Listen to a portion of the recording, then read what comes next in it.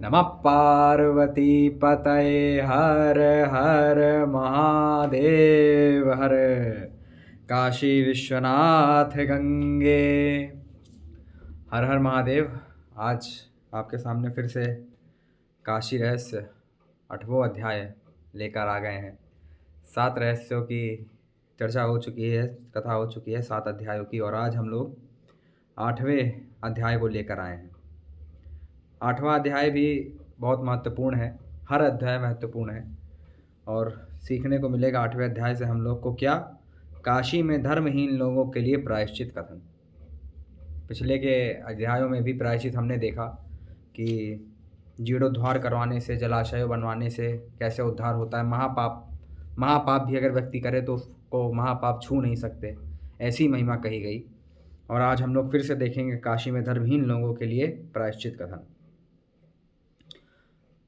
चलिए बिना किसी देरी के फिर शुरू करते हैं इसको। छोटा सा अध्याय है, ज़्यादा नहीं।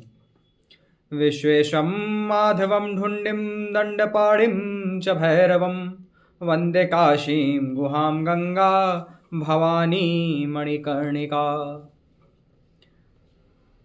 श्री गणेशाय नमः। अथ 8वां काशी में धर्महीन लोगों के लिए प्रायश्चित कथन।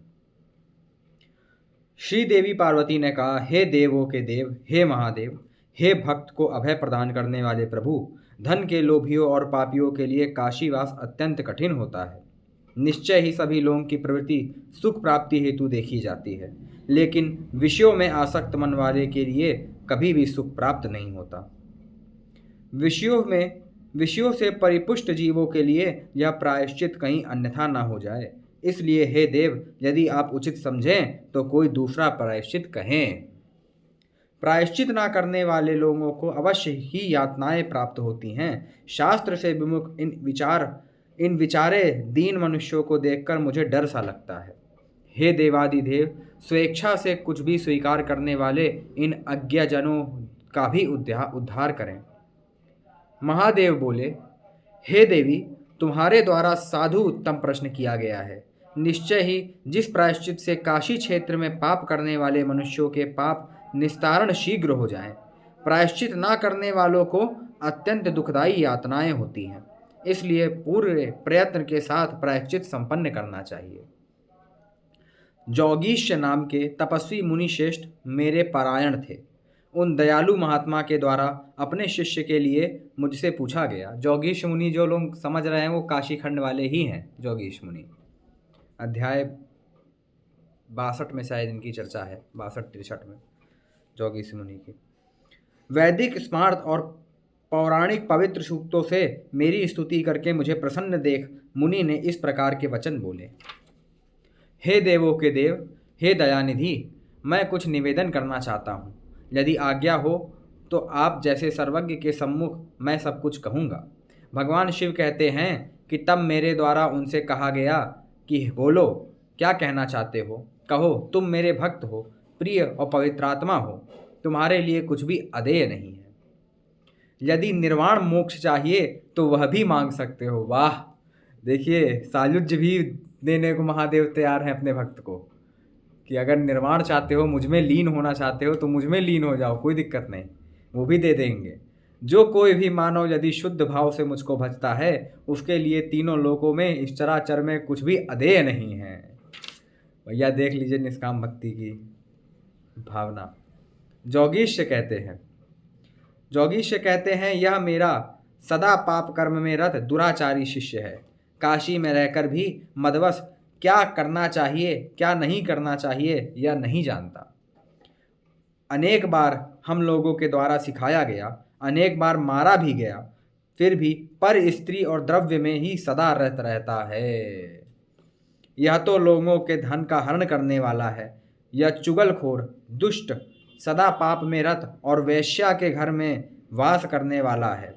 इतना ही नहीं, यह माता पिता और गुरु से द्रोह करने वाला तथा ब्राह्मण एवं मित्र से द्रोह करने वाला भी है। हे देवादिदेव, अधिक कहने से क्या लाभ। जैसा कि यह ब्राह्मण है, इसलिए मेरे द्वारा इसके पापों का नितरेण वर्णन नहीं किया जा सकता। मुझको कहने में लज्जा आती है। सोच लीजिए, इतना बड़ा पापी है, कैसे उद्धार होगा उसका फिर।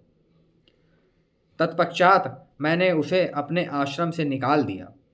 जिससे वह वहाँ से चला गया। उसके पश्चात भी उसकी किंचित किंचित चेष्टाओं को जानने और सुनने के बाद भी उसे शिक्षा दी। उसके उपरांत भी मेरे द्वारा उस निंदित को किंचित किंचित सिखाने पर भी जब उसने कुछ नहीं किया, तब मैंने सर्वथा उससे बोलना छोड़ दिया। वह मेरे निकट तो सदा विनम्र रहता, किंतु बाहर अपने मन की यानी मनमानी करता। ऐसा नगरवासियों से उसकी गतिविधियों को सुनने के बाद मैंने कहा कि मैंने अनेक बार सारे लोगों से तुम्हारे दुर्व्यवहार के बारे में सुना है, इसलिए हे पापकर्मा, यहाँ से मेरे पास से चले जाओ, नहीं तो शाप दे दूंगा। मेरे द्वारा तुम्हारा त्याग कर दिया गया है, इसलिए अब तुम जहाँ चाहो वहाँ जाकर रह सकते हो। मेरे द्वारा ऐसा कहे जाने पर अत्यंत पाप करने वाला मेरा वह शिष्य लज्जित हुआ और उसने काशिका को छोड़कर अन्यत्र जाना स्वीकार कर लिया। देखिए, काशी का परित्याग कर दिया। काशी का परित्याग करने के बाद वह सुंदर विंध्य पर्वत पर चला गया, जहाँ गायत्रादि जप करने के बाद विशुद्ध हेतु शीघ्र तप करने लगा। 3 वर्षों की तपस्या के उपरांत उसकी किंचित शुद्धि हुई। वहाँ से वह विरक्त योगी गोदावरी की ओर तत्पश्चात भीमरथी के किनारे गया। व्रत धारण किए वहाँ बहुत समय तक तप करने के बाद भी एकमात्र पुण्य से साध्य कल्याण को न प्राप्त कर सका। वहाँ से अव्यय अविनाशी कार्तिक स्वामी को देखने हेतु श्री कार्तिकेय जी को देखने हेतु श्रीशैल आया, किंतु वहाँ सम्मुख स्थित होकर भी आपके पुत्र उन सर्वव्यापी स्कंद कार्तिकेय को न देख सका। काशी में किए गए पापों की शुद्धि के लिए और धर्म की वृद्धि के लिए उसने वहीं वास किया और तप से शुद्धि की।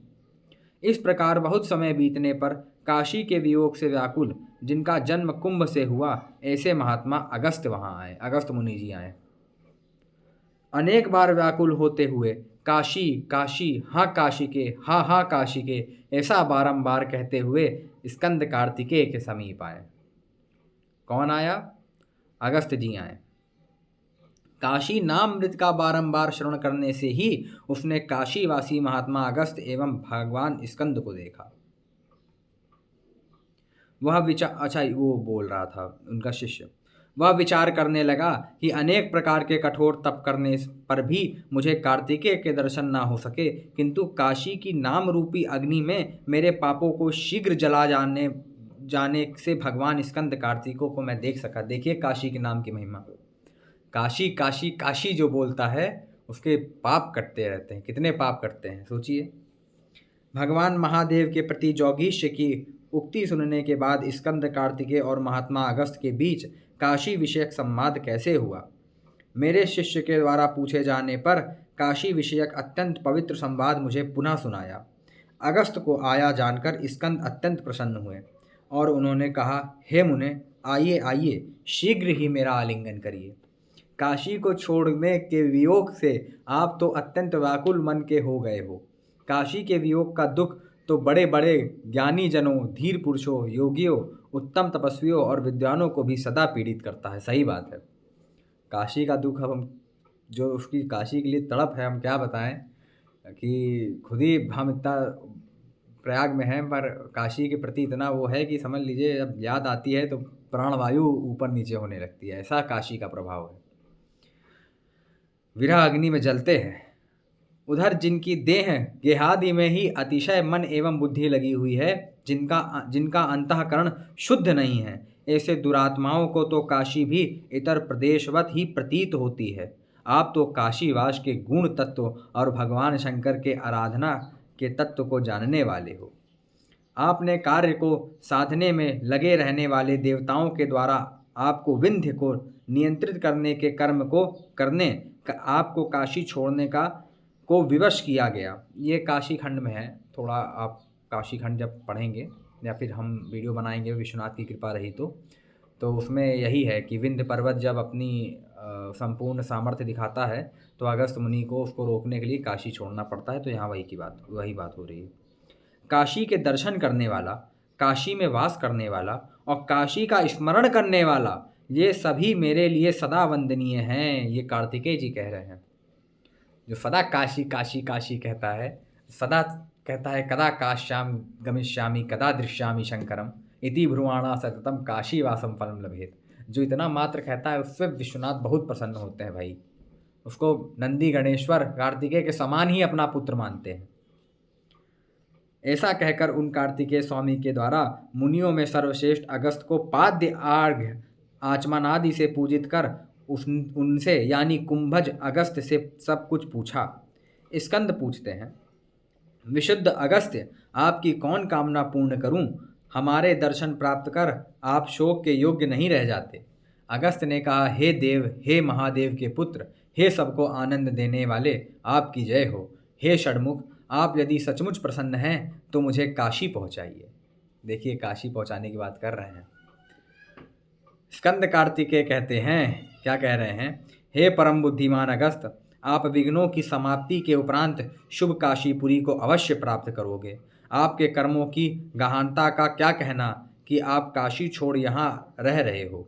कर्म के फल को लोगों के लिए जानना बड़ा कठिन है। उसके सूक्ष्मतर स्वरूप को किंचित मात्र भी नहीं जाना जा सकता। जिन्होंने सम्यक योगाभ्यास किया हो, यज्ञादि किए हो, उग्र तपस्या की हो, ऐसे आपको फिर भी वर्तमान समय में काशी सुलभ नहीं हो रही है। देख लीजिए कितनी दुर्लभ काशी है भाई। सबसे पहले तो मनुष्य जन्म दुर्लभ, उसमें भी मनुष्य जन्म उस पृथ्वी पर हम लोग को मिला जिस पृथ्वी पर काशी है। अनंतों ब्रह्मांड है, अनंतों पृथ्वियाँ हैं, पर इसी पृथ्वी पर काशी है। तो यहाँ के लोग कितने सौभाग्यशाली हैं। यहाँ पे काशी में कोई चला भी गया, ऐसे ही चला गया, बस आनंद कानन का दर्शन कर लिया, वो भी जन्मांतर में मोक्ष प्राप्त करता है। तो ये हमारा आपका सौभाग्य है कि आपको इस पृथ्वी पर जन्म मिला जिसमें काशी है। तो काशी सेवन सबका कर्तव्य होना चाहिए। जो देहधारी काशी में सदा रहता हो उसका स्वल्प पुण्य भी क्या है, यह कोई नहीं जानता। देवादि भी काशी में क्षण भर के लिए बिना पुण्य के नहीं रह सकते, तो फिर कैसा गर्व। हे विश्वेश, हे विश्वेश्वर, हे सबके आश्रय, हे शंभो, आपके चरणार बिंद को छोड़ कहीं भी गति नहीं है। आप तो अनेक पापों से पीड़ित मन वाले ऐसे हमारे मनोरथों को देने में दक्ष हो। हे शंकर, लोगों के त्रिविध पाप तापों को दूर करने और उन्हें अमृत पिलाने हेतु यह काशी प्राप की प्याऊ प्याऊ प्यासे को जैसे प्याऊ होता है, प्याऊ की तरह आपने निर्मित की है।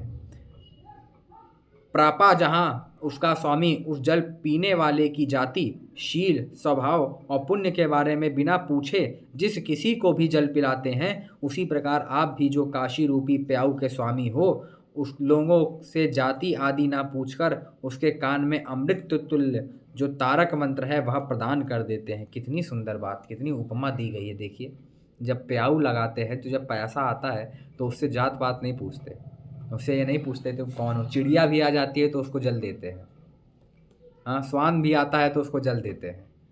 तो इसी प्रकार से जो काशी रूपी अमृतमयी प्याऊ के जो स्वामी विश्वनाथ हैं वो भी किसी में भेद नहीं करते, न जाति देखते हैं न जीव को देखते हैं। बस एक प्रतिज्ञा है, अस्मिन क्षेत्रे मृता जीवा मुक्त एव न संशयः। मेरे क्षेत्र में मरा जीव मुक्त हो जाएगा। बस जीव बोला है, वो चींटी मरे, हाथी मरे, घोड़ा मिले, कुछ भी मरे, मुक्त हो जाएगा। जा सुनाम बल शंकर काशी, देत सबहि सम गति अविनाशी। सबको समान गति देते हैं। पुराणों, वेद और धर्मशास्त्र आदि को जानने वाले लोगों द्वारा बतलाए गए उपाय भी दीन साध्य नहीं हो सकते, वो तो केवल आशा मात्र हैं। हे कृपालो शंभो, शास्त्रों में कहे धर्म या तप आदि धर्म किसी भी प्रकार से होना संभव नहीं दिखता। वह सबके आदर को प्राप्त परमात्मा काशीपति शिव तो अहंकारादि विकारादि दीन जनों को की भी अत्यंतिक रूप से रक्षा करते हैं। दीन एवं अनाथों का एकमेव आश्रय अथवा दीनों के साथ भगवान शिव का एकमेव प्रिय स्थान क्षेत्र काशी क्षेत्र की महिमा जानने वाले भक्तों के साथ सैकड़ों आशाओं से सर्वथा मुक्त अहंकार रहित लोगों के द्वारा ही प्राप्त की जा सकती है। अगस्त कहते हैं, येन काशी विदिता खिलेंगे तेन प्राप्त ही काशी का। अगस्त कहते हैं, स्कंद जो तारक का सुर को मारे हैं उनको संबोधित कर अगस्त पूछते हैं कि काशी में मनुष्यों द्वारा किए जाने वाले जो स्थूल या सूक्ष्म पातक उनसे शीघ्र कैसे मुक्ति हो सकती है। स्कंद कहते हैं, हे कुंभज अगस्त, अविमुक्त काशी क्षेत्र में किए गए स्थूल या सूक्ष्म पापों से छूटकर मेरे द्वारा न देखा गया और न ही भगवान शिव के मुख से भी कभी सुना। इस विषय में तो केवल विश्वनाथ ही जानते हैं, अन्य कोई नहीं जानता। जोगीश कहते हैं, हे शंकर, स्कंद कार्तिकेय के मुख से ऐसा सुनकर जिन्हें कष्ट हुआ, ऐसे अगस्त ने स्वयं अकस्मात मेरे पास आकर प्रार्थना की। किंतु हे सर्वेश्वर, मेरे द्वारा भी काशी क्षेत्र में पाप करने वाले मनुष्यों के पाप निष्कृति का कोई उपाय ना तो देखा गया है और ना ही सुना गया है। हे शंकर, यदि ऐसा कोई उपाय है तो मुझसे कहिए। देखिए जोगेश मुनि कितना लोक कल्याण जन कल्याण की भावना है उनके अंदर। भगवान महादेव ने उनसे कहा है कि तुम निर्वाण पद मांग लो, मैं निर्वाण पद दे दूंगा, अपना पद दे दूंगा, अपने में लीन कर लूँगा, परंतु जन कल्याण के लिए वो हम लोग के लिए पूछ रहे हैं, कलयुग प्राणियों के लिए, कि काशी में पाप करने वालों का क्या प्रायश्चित है। जय हो। भगवान महादेव कहते हैं, हे जोगीश मुने, आप मेरे भक्त, परम तपस्वी, श्रुति स्मृति पुराणों के ज्ञाता और काशी के तत्व को जानने वालों में श्रेष्ठ हो। आपके समक्ष काशी का उत्तम महात्म्य कहूँगा। यहाँ पाप करने वाले लोगों के लिए कोई प्रायश्चित कर्म नहीं है। एक अत्यंत गोपनीय बात है, अब सुनिए, उसे आपके समक्ष कहता हूँ। हे मुने, ज्ञान के बिना दूसरा कोई प्रायश्चित कर्म नहीं। विषयों में आसक्त मन वाले पुरुषों के लिए तो ज्ञान तो दुर्लभ है, किंतु काशी में देहधारियों को उसी ज्ञान का साक्षात्कार होता है। कौन कराता है? विश्वनाथ स्वयं कराते हैं। यहाँ ज्ञान की दुर्लभता को बताते हुए कहते हैं कि देहाभिमानियों के लिए सौख्य ही मुख्य होता है। देहाभिमानी ऋषियों को भी यह सुख दुर्लभ है। यहाँ आनंद वन में भी दुर्बुद्धि ज्ञान को आच्छादित कर देती है। तात्पर्य यह है कि देहाभिमानियों के लिए विषय सौख्य की प्रमुखता के कारण उस आशय में से दुर्बुद्धि ऋषियों के दुर्बल ज्ञान को भी आच्छादित कर देती है। व्यापक ब्रह्म ज्ञान का आच्छादन संभव नहीं है, तो फिर दुर्लभ ज्ञान का आच्छादन कैसे संभव हो सकता है? इसका उत्तर यह है कि जैसे विस्तीर्ण सूर्णमंडल का भी छोटी सी उंगली से व्याधन से जैसा आच्छादन होता है, उसी प्रकार व्यापक ब्रह्म ज्ञान के बीच छोटे से अज्ञान रूपी व्यवधान से भी आच्छादन संभव होने से ज्ञान का भी आच्छादन होगा। वहाँ ज्ञान की दुर्लभता बताना सही भाव है। इस कारण अपरिमित वय वाला धीर पुरुष ही ज्ञान पात्र हो सकता है। लोक में साधनों के अभाव में ही ज्ञान दुर्लभ है, ऐसा दिखाते हुए कहते हैं कि संसार में इंद्रियों पर नियंत्रण, सांसारिक सुखों में विरक्ति, धर्माचरण, एकांतवास, सत्संग और सतग्रंथों का श्रवण भी अतिशय दुर्लभ है। ये भी दुर्लभ ही है जो आप लोग सुन रहे हैं। इसी प्रकार मोक्ष के इच्छुक लोगों के लिए भी जो बड़े बड़े साधन हैं, वे सब शास्त्रानुसार कर्म करने से ही संभव होते हैं, न कि संसार आदि में आसक्त लोगों को प्राप्त होते हैं। यह भी ज्ञान दुर्लभ है, यही भाव है। मोक्ष में जिनका पर्यवसान होता है, ऐसे वे सभी उत्तम साधन सदा आनंद से परिपूर्ण ऐसे मेरे निवास स्थान आनंद कानन काशी में ही सफल होते हैं, क्योंकि मेरी सहायता से वे सभी अच्छी तरह से संपन्न होते हैं। मनमाना अविचार पूर्वक कर्म करते हुए रहने वाले जंतु के समान जीवन व्यतीत करने वाले ना तो सुख प्राप्त कर सकते हैं और ना ही परम सुख अर्थात शांति। नासा सिद्धिम अवाप्नोति ना सुखम न पराम गतिम। गीता। अतः काशी में विचार पूर्वक विवेक युक्त आचरण करने से ही सुख होता है। प्रायश्चित करने पर ही सुख की प्राप्ति होती है और परम शांति का अनुभव होता है। प्रायश्चित ना करने पर देश में अन्यत्र कहीं भी शांति नहीं प्राप्त होती। तो पुनः काशी में पाप कर कैसे सुख प्राप्त हो सकता है? ब्रह्म हत्यादि पापों का तो प्रायश्चित स्वयं काशी का ही है। काशी में किए पाप के लिए कोई प्रायश्चित नहीं है और प्रायश्चित विहीन पापियों के लिए सदा ही यातना अवश्य प्राप्त होती है। पंचकोशात्मक यह काशी ज्ञान स्वरूप है। इसकी प्रदक्षिणा करने से व्यक्ति पाप से मुक्त हो जाता है। मेरा यह ब्रह्ममय लिंग पाताल से ऊपर उठकर शिवलोक से भी ऊपर गया है, जो दशांगुल यानी अनंतांगुल है, क्योंकि ब्रह्म अनंत है। पंचकोशात्मक लिंग स्वरूप काशी की प्रदक्षिणा करने से अजन्म संचित पापों से मुक्ति होती है। काशी क्षेत्र में किए गए पापों का दूसरा कोई प्रायश्चित नहीं है। पंचकोशी की बात कर रहे हैं। जो पंचकोशात्मक जितनी सीमा है काशी की पंचकोशात्मक, वो पूरा ज्योतिर्लिंग ही है पंचकोशात्मक ज्योतिर्लिंग, ग्रंथ कह रहा है। 2 प्रदक्षिणा करने से 10 जन्मों के किए गए पापों से पापात्मा मुक्त हो जाता है और शीघ्र ही मोक्ष प्राप्त करता है। शुभ कर्म यानी पुण्य कर्म करने वाला व्यक्ति यदि मोहवश प्राप्त करता भी है तो क्षेत्र प्रदक्षिणा करने से वह नहीं लगता, अपितु यहाँ वह त्रिविध तापों से मुक्त हो जाता है। 3 प्रदक्षिणा काशी क्षेत्र की करने से तो वह 100 जन्म में अर्जित पापों से मुक्त हो जाता है, उसके सारे पाप विलीन हो जाते हैं। इसमें कोई विचार करने की आवश्यकता नहीं है। 1-1 जीरो बढ़ता रहता है। एक यात्रा किया आपने पहली पंचकोशी तो 1 जन्म के पाप कटते हैं, दूसरे में 10, तीसरे में 100, चौथे में 1000, पाँचवें में 10,000, ऐसे ऐसे करके पाप कटते हैं। वैसे तो आजीवन काशी में वास करे और प्रतिवर्ष पंचकोशी प्रदक्षिणा अच्छी तरह करे। ऐसे निष्पाप काशीवासियों को जीवन मुक्त जानना चाहिए। इति श्री ब्रह्मवैवर्त रहस्य काशी रहस्य प्रायश्चित निर्णय अष्टमोऽध्यायः समाप्तः।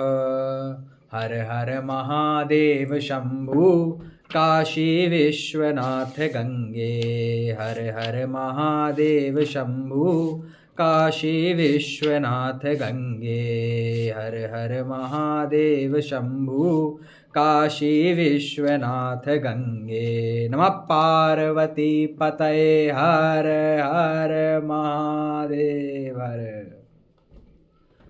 तो आज काशी रहस्य में हम लोगों ने 8वें अध्याय का कथा सुनी और देखिए काशी में किए गए पापों का प्रायश्चित भगवान ने पंचकोशी को बताया है।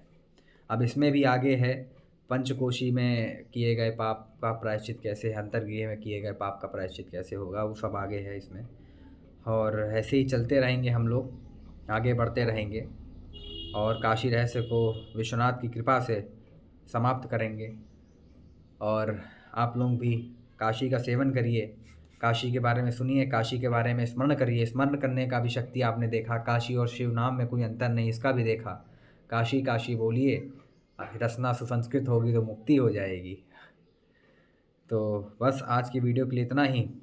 अगली वीडियो में अब आपसे मिलते हैं, तब तक के लिए सा काशी त्रिपुरारी राजनगरी देयात सदा मंगलम। जो त्रिपुरारी की नगरी काशी हैं, जहाँ के विश्वनाथ राजा हैं, माता अन्नपूर्णा रानी हैं, जहाँ के ढूंढी राज गणेश जो राज हैं, वो काशी आप सबका मंगल करे, हम सबका मंगल करे, हमारा अभ्युदय करे।